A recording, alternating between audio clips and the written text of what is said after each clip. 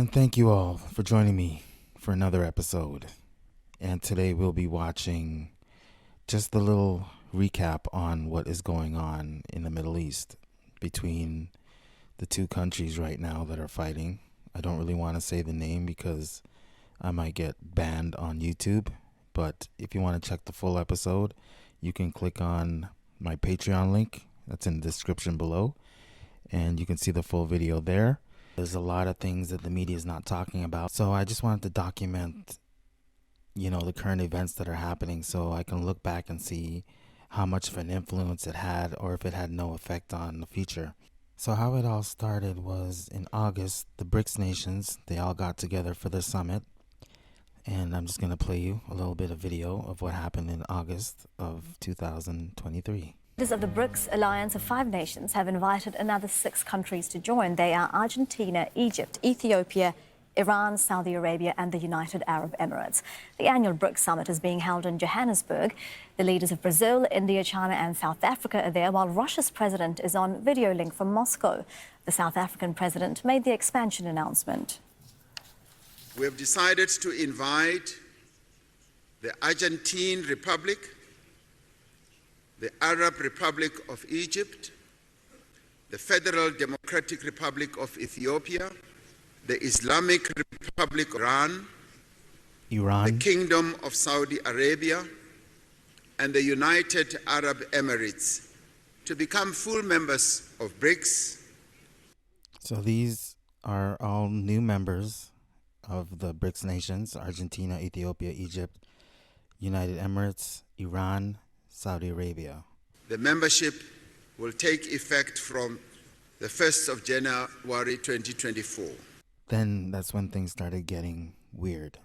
And as you can see from this article here, dollar dumped. India buys 1 million barrels of UAE oil using rupees instead of USD for the first time. So this was a historic moment that basically no news outlets covered.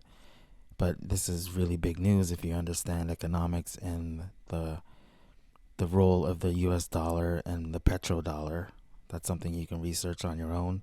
So this happened in September, and around that time, Prime Minister Trudeau went to India for a visit, and a whole bunch of things started happening. Trudeau accusing Indian agents of killing a Canadian citizen on Canadian soil, calling it unacceptable violation of our sovereignty. The Prime Minister made a stunning accusation claiming that the Indian government is involved potentially in the murder of a Canadian Sikh leader.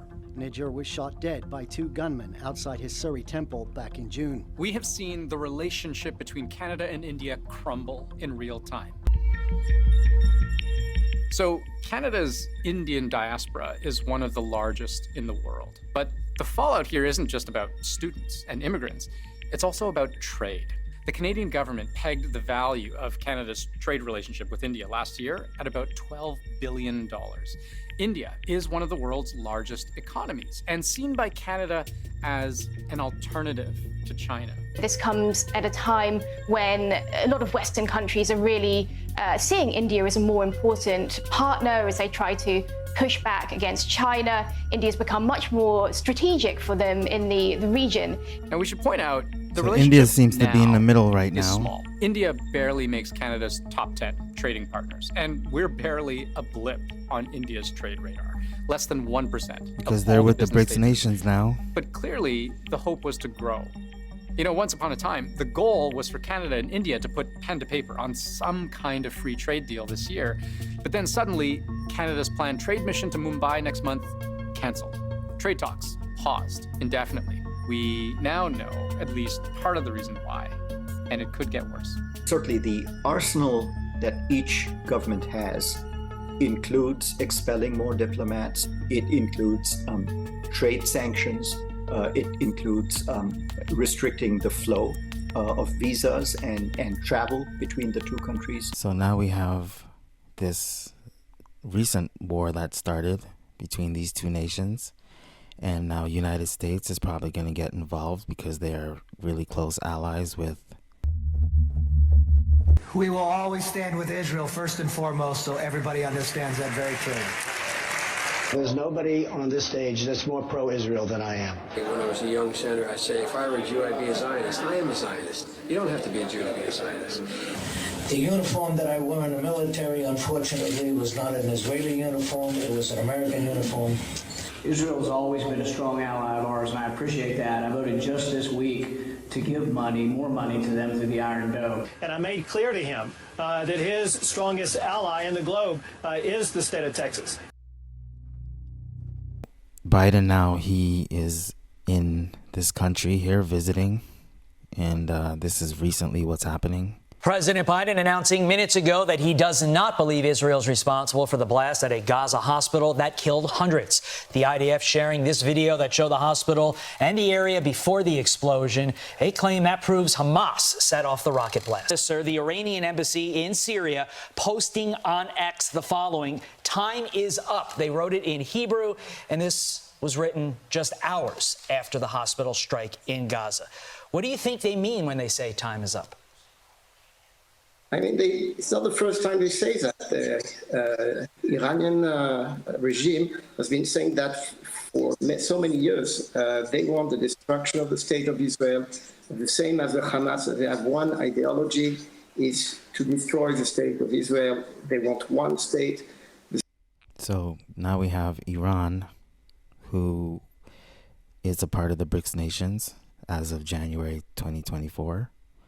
So these alliances of Russia, India, and Iran could possibly escalate to something really big.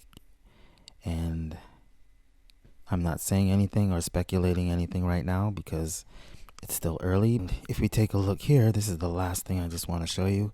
These are the countries that own the most Bitcoin.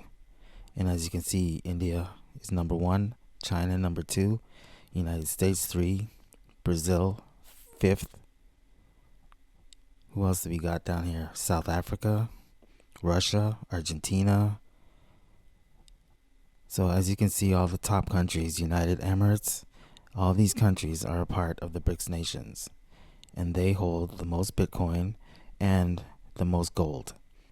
So that's just something to think about. Let me know your comments. Give me some feedback on what you think. And we'll see you next time.